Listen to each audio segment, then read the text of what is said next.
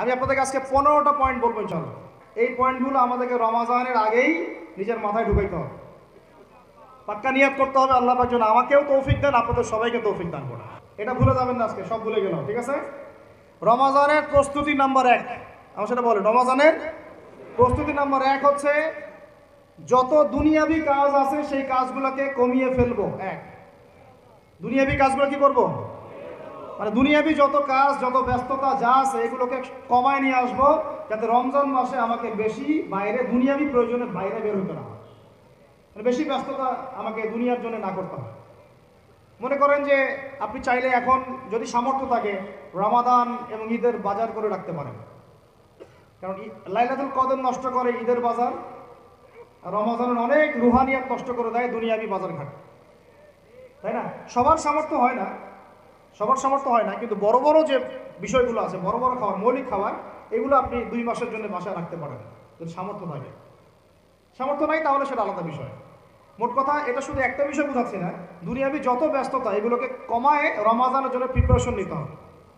আল্লাহ পাক আমাদেরকে সবাইকে রমাদানের জন্য প্রিপারেশন নেওয়ার তৌফিক দান করেন। এটা হলো মনস্তাত্ত্বিক প্রিপারেশন, যে রমাদান আসতেছে, আমি শাবান মাসেই আমি আমার কাজগুলো গোছাই নিব, যাতে রমজানে আমি ফারেক থাকি ইবাদতের জন্য। বুদ্ধিমানের কাজ না এটা? আল্লাহ পাক তৌফিক দান করেন, আমিন। 2 নম্বর হচ্ছে ভাই, রমাজানের আমরা সবাই 30টা সম রাখবো বলে নিয়াত করি, আল্লাহ পাক তৌফিক দান করেন, আমিন। কিন্তু এখানে একটা কথা, 2 নম্বরটা হচ্ছে রোজা রাখার মতো রোজা রাখতে হবে। কি বললাম বলেন? রোজা রাখার মতো রাখতে হবে। এটা কেন বললাম, কেন বললেন ভাই? উত্তর দিচ্ছিস। উপোস থাকা, না খেয়ে থাকা আর সম রাখা এক জিনিস নয়।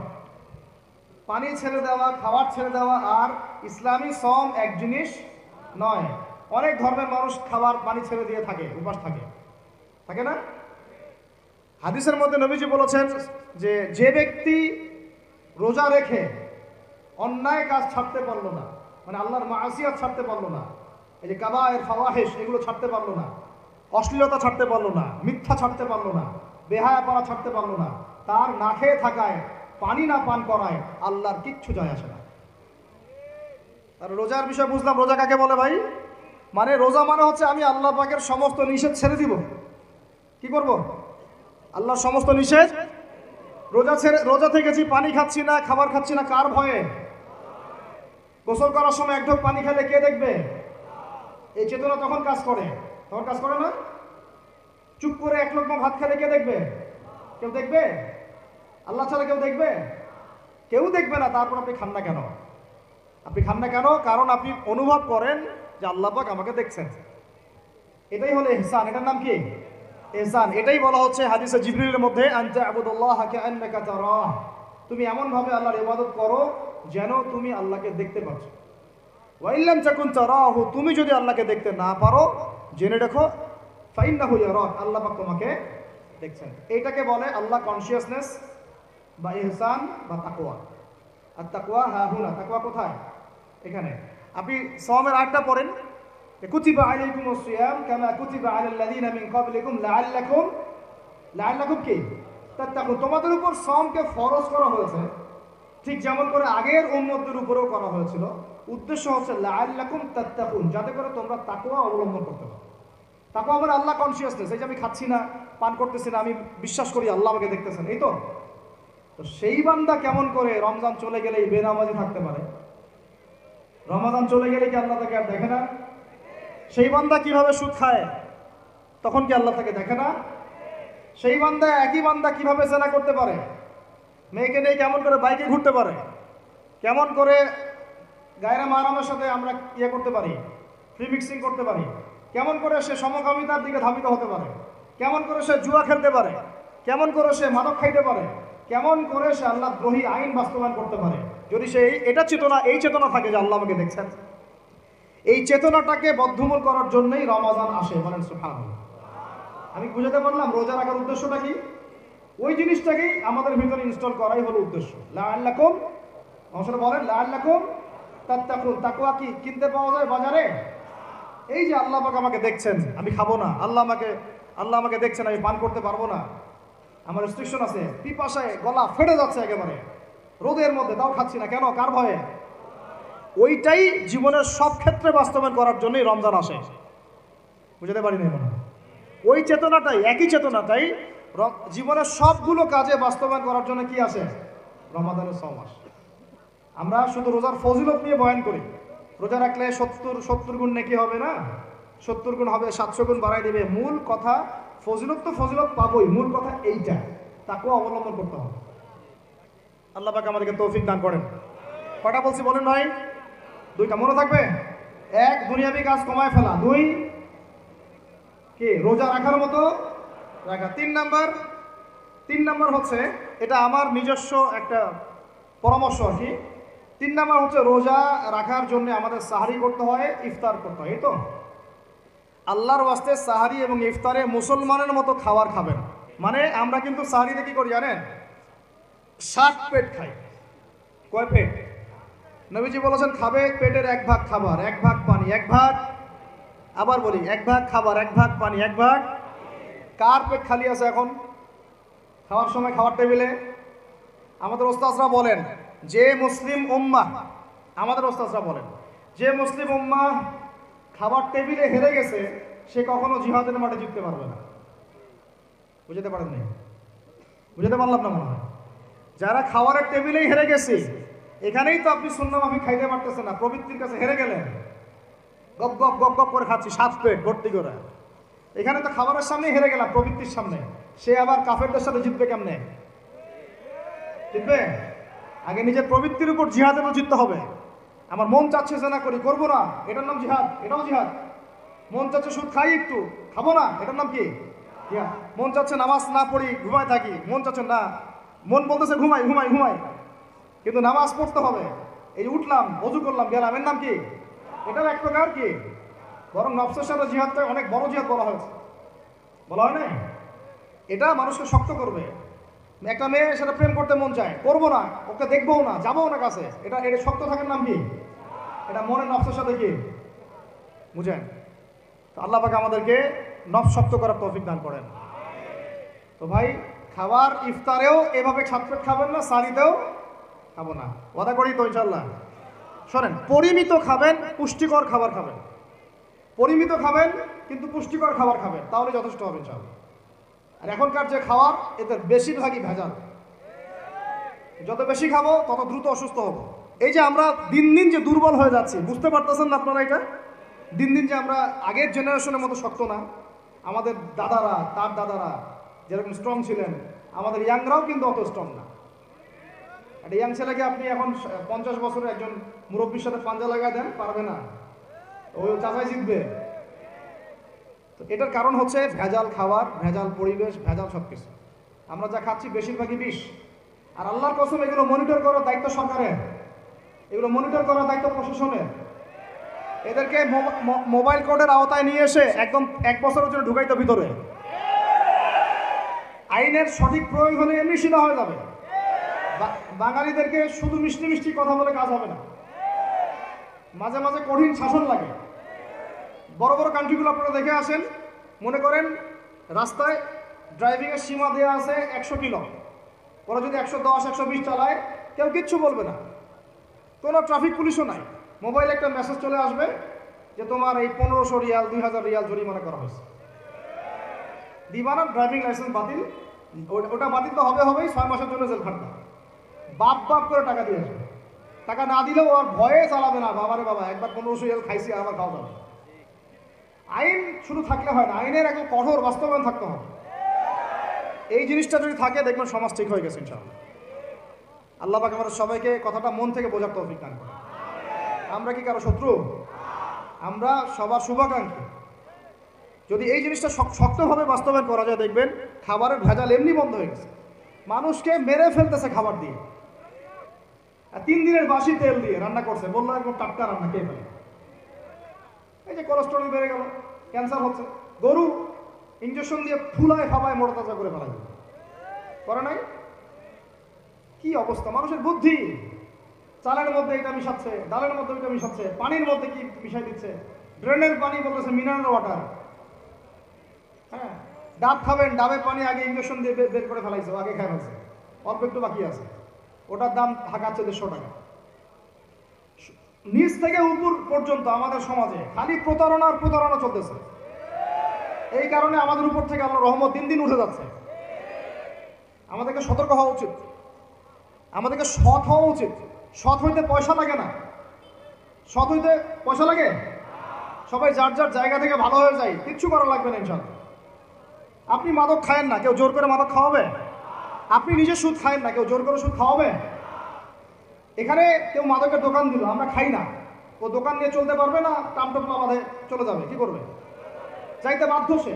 আমরা খাইলে সে ব্যবসা করবে।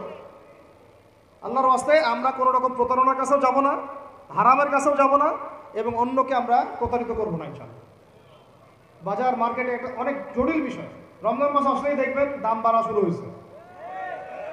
এখনই অসাধু ব্যবসায়ী যারা, ওরা রিস্টোর করে ফেলাইছে, ওরা আবার সিন্ডিকেট করে ফেলবে যে এই দামের বাইরে যাবে না। তখন আবার দেখবেন যে সরকার বিপাকে পড়ে গেছে, দাম আর কন্ট্রোল করতে পারতেছে না, তখন ভর্তুকি দেওয়া লাগতেছে, আবার ওদেরকে আইনে আনা লাগতেছে। মানে আমরা নিজেরাই ঠিক নাই। কারা ঠিক নাই? আমরা নিজেরাই ঠিক নাই। এই কারণেই তো আমরা মানে আমাদের সমাজের উপর থেকে আল্লাহ পাকের রহমত বরকতটা উঠে যাচ্ছে দিন দিন। আপনি দেখে নিয়েন যে পণ্যের দাম এখন 200 টাকা, রমজান মাস আসলে দেখবেন 250 টাকা 300 টাকা বাড়াই দিচ্ছে। এটা ব্যবসায়ীরা করবে, অনেকেই, অনেক অসাধু ব্যবসায়ী করবে, এটা অনেকেই করবে, এখনো চলতেছে। আমাদের বাংলাদেশে এমন কিছু নাই যেটা উৎপন্ন হয় না। আমরা যদি আমাদের এখানে সঠিক জাকাত ভিত্তিক অর্থনীতি থাকতো, এবং সততা থাকতো, ইনসাফ থাকতো, আমানত থাকতো, আমাদের জিনিস আমরা খেয়ে শেষ করতে পারতাম না, এরপর বাকিটা রপ্তানি করতে পারতাম। অনেক কথা ভাই, এগুলো অর্থনীতির বিষয়, আরেকদিন কথা হবে ইনশাআল্লাহ। রমজানে আসছে যেহেতু, এতটুকু নসিহত করি। 3 নাম্বার, যে ভাই আমরা এমনভাবে খাবো না যে খাওয়ার মনে হয় জানোয়ারের খাওয়া। ঠিক আছে ভাই? পুষ্টিকর খাবার খাবো, কিন্তু পরিমাণে কম। কম বলতে কি একবারে কম না, আপনার প্রয়োজন অনুযায়ী 3 ভাগ করে, 1 ভাগ খাবার, 1 ভাগ পানি, 1 ভাগ ফাঁকা, সুন্নাহ অনুযায়ী। আল্লাহ পাক তৌফিক দান করেন, আমিন। 4 নাম্বার হচ্ছে রমাদান মাস মানেই কোরআন। রমাদান মাস মানে কি? এই রমজানে আমরা সবাই বেশি থেকে বেশি কোরআন তেলাওয়াত করবো ইনশাআল্লাহ। কারা কারা পারি হাত তুলি? আলহামদুলিল্লাহ, হাত নামান। সবাই পারেন কোরআন তেলাওয়াত? মাশাআল্লাহ, মাশাআল্লাহ। এইটাই তো চাই, বাংলাদেশের ঘরে ঘরে প্রত্যেক ব্যক্তি যেন কোরআন তেলাওয়াত করা জানে। এটাই তো আমরা চাই।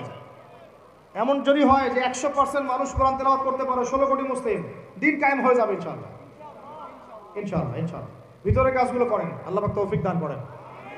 তো ভাই, কোরআন আমরা রমজানে বেশি থেকে বেশি পড়বো ইনশাআল্লাহ ভাই, ঠিক আছে? যারা পারি না, একটা লিমিট ফিক্স করি, কমপক্ষে দিনে 1 পারা, দিনে কমপক্ষে 1 পারা, তাহলে 30 দিনে 1 খতম হবে।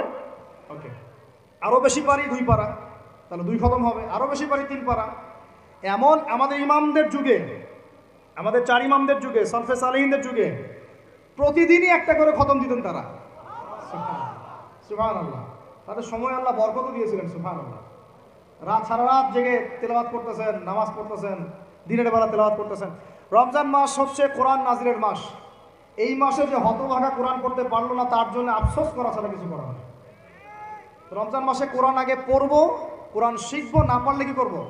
না পারলে 1 মাসে শিখবো, অন্যকে শেখাবো, কোরআনের দার্স দিব, কোরআনের মাহফিল হবে, কোরআনের তাবলীগ হবে, কোরআন নিয়ে আলোচনা হবে ইনশাআল্লাহ। আমরা জানবো কোরআনের মধ্যে কি আছে। এটা জানার সবচেয়ে উত্তম মাস হচ্ছে কি? রমাদান। আল্লাহ পাক তৌফিক দান করেন, আমিন। যারা আমরা আরবি জানি টুকটাক ভাঙাচুরা, তারা আমরা এটার অর্থ পড়বো ইনশাআল্লাহ।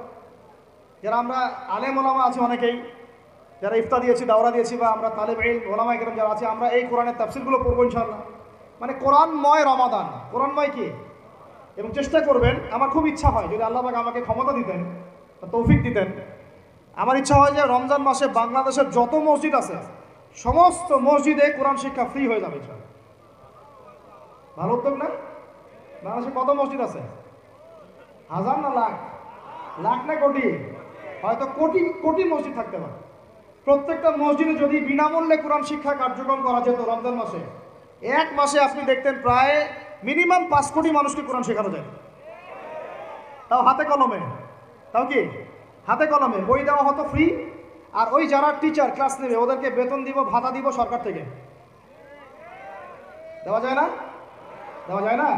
আচ্ছা, যদি গভর্নমেন্ট নাও দেয়, আপনারা জাকাত থেকে দিতে পারেন, সদকা থেকে দিতে পারেন, পারেন না?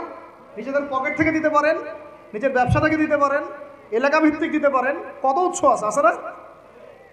যদি এভাবে প্রত্যেকটা মসজিদ থেকে কোরআন শিক্ষা কার্যক্রম চালু করা হয় রমজান মাসে, আমরা দোয়া করি আল্লাহ পাক যেন এই কথাটা পৌঁছে দেন উপরের লেভেলে এবং তারা উদ্যোগ নেয়।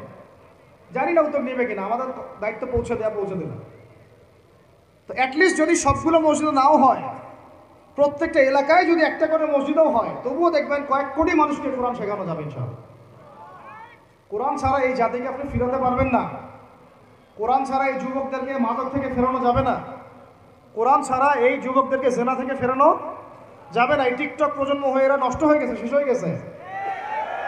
বাংলাদেশে আশঙ্কাজনক হারে এখন সমকামিতা বাড়তেছে, আশঙ্কাজনক হারে এখন জেনা, ব্যভিচার, পরকীয়া এগুলো বেড়ে গেছে। মাদক দ্রব্য কি ছয়লা, এই যে গুন্ডামি, মাস্তানি, ছিনতাই কারা করতেছে? যারা ইয়াং ছেলে ফেলেরা করতেছে। এদেরকে ফিরাইতে হইলে কোরআন ছাড়া কোনো গতি নাই। আইয়ামে জাহেলিয়াতের সেই মানুষগুলো কোরআনের আলোয় শ্রেষ্ঠ মানুষে পরিণত হয়েছে। কথা বুঝতে পারেন নাই? আইয়ামে জাহেলিয়াতের সেই মানুষগুলা যারা একসময় নিজের মেয়েকে দাফন করেছিল জীবন্ত। ইন্না লিল্লাহি ওয়া ইন্না ইলাইহি রাজিউন। চিন্তা করা যায়? আপনি আপনার মেয়েকে দাফন করতে পারবেন জীবন্ত? পারবেন? বলেন। এরকম মানুষ যারা এই কাজ করেছিল, তারা কোরআনের সংস্পর্শে এসে সোনার মানুষে পরিণত হয়েছে। এই কিতাব আল্লাহ পাক নাযিল করেছেন ওই ঘরের উপরে উঠিয়ে রাখার জন্য না, মাঝে মাঝে বের করবো, ধুলা মুছবো, চুমু খাবো, রেখে দিব, এই জন্য না। বাবা মারা গেছে, খুললাম, পড়লাম, সব বক্সায় দিলাম, এই জন্য না। শুধু এই কিতাব আল্লাহ পাক নাযিল করেছেন যারা আমরা হৃদয়ে ধারণ করি। কোথায় ধারণ করি? তো হৃদয়ে ধারণ করবো তো তখনই যখন আমি বেশি তেলাওয়াত করবো, বেশি বেশি পড়বো, সবাইকে পড়াবো, শেখাবো। আল্লাহ পাক আমাদের সবাইকে কোরআনের বিপ্লব ঘটানোর তৌফিক দান করেন, আমিন। তো প্রিয় ভাইরা, 4 নম্বর কাজ, কোরআন শিখবো, পড়বো, শেখাবো, দর্শ দিব। কোরআনের একদম বিপ্লব। রমজান মাসে ইনশাআল্লাহ কোরআনময় রমাদান হবে ইনশাআল্লাহ। রমজান মাসে অন্য কোনো বইও পড়ার দরকার নেই প্রয়োজনে। কোরআন পড়েন, হাদিস পড়েন আর কোরআন পড়েন। কোরআন এবং হাদিস, অন্য কোনো বই, বিষয়ভিত্তিক বই পড়ার দরকার নাই। আর অ্যাটলিস্ট 1 মাস আপনি না পড়েন। এরপরে আসি 5 নাম্বার। একটু বড় হয়ে যাচ্ছে যদিও, আমি সংক্ষিপ্ত করে বোঝাচ্ছি, শোনেন। 5 নাম্বার হচ্ছে রমাদান মাসে, একটু ধৈর্য ধরেন। রমাদান মাসে আমরা ফরজ ইবাদতগুলোকে সর্বোচ্চ গুরুত্ব দিব ইনশাআল্লাহ। যেমন সবার আগে কি? সালাত। এই একটাই বল, সালাত। সালাত নাই, ইসলাম নাই। সালাত নাই, সে ব্যক্তি মুসলিম না। সোজা কথা শুনেন, সালাত অস্বীকার করে সে ব্যক্তি মুসলিম না। নবীজি বলছেন, মান তারাকা সালাতান মুতাআম্মিদান ফাকাদ কাফারা। কেউ যদি ইচ্ছা করে সালাতকে অস্বীকার করে, ছেড়ে দেয়, সে ব্যক্তি কি হয়? কাফারা, কুফরি করে। সালাত না পড়ার কারণে ইমামগণ বলেছেন তাকে মুসলমানদের কবরস্থানে দাফনও করবে না। কোন কোন ইমাম বলেছেন তাকে জানাজাও দিবা না। কোন কোন ইমাম বলেছেন তাকে জেলখানায় বন্দি করে রাখবা। কোন কোন ইমাম বলেছেন তাকে মৃত্যুদণ্ড শাস্তি দিবা। আমি এমনি বলতেছি না, ইমামদের কওলগুলো পড়ে দেখেন। নামাজ না পড়াটা যেমন তেমন পাপ না তো, ইচ্ছা হইলে পড়লাম, ইচ্ছা হইলে পড়লাম না, এমন না। যারা নামাজি তারাও যদি নামাজে সচেতন না হয়, তাদের জন্যও শাস্তি আছে। নাউযুবিল্লাহ। ফাওয়াইলুল লিল মুসাল্লিন আল্লাযীনা হুম আন সালাতিহিম সাহুন আল্লাযীনা হুম ইউরাউনা ওয়া ইয়ামনাউনাল মাউন। এখানে বলা হচ্ছে মুসল্লিদের জন্য দুর্ভোগ, যে মুসল্লিরা নামাজ সম্পর্কে গাফেল, উদাসীন। আবার যারা মানুষকে দেখানোর জন্য নামাজ পড়ে এবং এই যে ছোটখাটো সাহায্য করতে অস্বীকৃতি জানায়, সূরা মাউন পড়েন। তাহলে মুসল্লিদের জন্য গাফেলতির যদি শাস্তি হয়, তাহলে যারা পড়ে না ওদের কি হবে বলেন? ওই সূরাটা মুদ্দাসির, মা সালাকাকুম ফি সাকার, মা সালাকাকুম ফি সাকার। জাহান্নামে যখন ঢুকানো হবে, এই ফেরেশতারা জিজ্ঞাসা করবে, কিসে তোমাদেরকে জাহান্নামে নিয়ে আসলো? কি পাপ করছিলা? তারা বলবে, তখন তারা বললো ক্বালু, তারা বলবে, জাহান্নামীরা বলবে, লাম নাকু মিনাল মুসাল্লিন। কি বলবে তারা? লাম নাকু মিনাল মুসাল্লিন, আমরা মুসল্লি ছিলাম না, আমরা নামাজ পড়তাম না। তাহলে বেনামাজির পরিণতি কি বলেন? জাহান্নাম। ওয়ালাম নাকু নুতঈমুল মিসকিন, আর আমরা মিসকিনদেরকে খাবার দিতাম না। সুবহানাল্লাহ। আল্লাহ পাক আমাদেরকে সালাত আদায় করার তৌফিক দান করেন। রমাদান মাসে শক্ত করে নামাজ ধরবেন ইনশাআল্লাহ, আল্লাহ পাক তৌফিক দান করেন। 5 ওয়াক্ত নামাজ চেষ্টা করব জামাতে পড়ার জন্য। যদি জামাত ছুটেও যায়, তাও পরে জামাত করে নেবেন। সেটাও না পড়েন, অ্যাটলিস্ট বাসায় পড়বেন। রাজি আছেন? এখন কথা হচ্ছে যে নামাজের সাথে আরো অনেক ফরজ আছে না? যেমন পর্দা কি ফরজ না? ফরজ না? যাকাত ফরজ না? ফরজ না? তারপরে আল্লাহ পাকের আনুগত্য করা, এটা ফরজ না? ফরজ না? রসুলের আনুগত্য, তাওহীদ ফরজ না? সুন্নত? তো এই জিনিসগুলো, ফরজগুলোকে শক্ত করে ধরবো ইনশাআল্লাহ। রাজি আছেন? তাহলে 4 নাম্বার হচ্ছে রমজান, এটা কি 5 নাম্বার না? 5 নাম্বার রমজান মাসে ফরজ ইবাদতগুলোতে সর্বোচ্চ গুরুত্ব দিব ইনশাআল্লাহ। রাজি? 6 নাম্বার হচ্ছে, এটা কত 6 বলছি? 5। 6 নাম্বার হচ্ছে ফরজের পাশাপাশি সুন্নত এবং নফলের পাবন্দি। ফরজের পাশাপাশি সুন্নত এবং নফলের পাবন্দি, মানে দেখেন ফরজ নামাজের আগে পিছিয়ে অনেক নামাজ আছে না সুন্নত? দৈনিক 12 রাকাত সুন্নত যে ব্যক্তি পড়বে তার জন্য জান্নাতে ঘর নির্মাণ করা হবে। কোন 12 রাকাত? ফজরের আগে 2, ফজরের আগে, জোহরের আগে 4, তারপরে 2, তারপরে মাগরিবের পরে, এশার পরে, মোট কত হলো?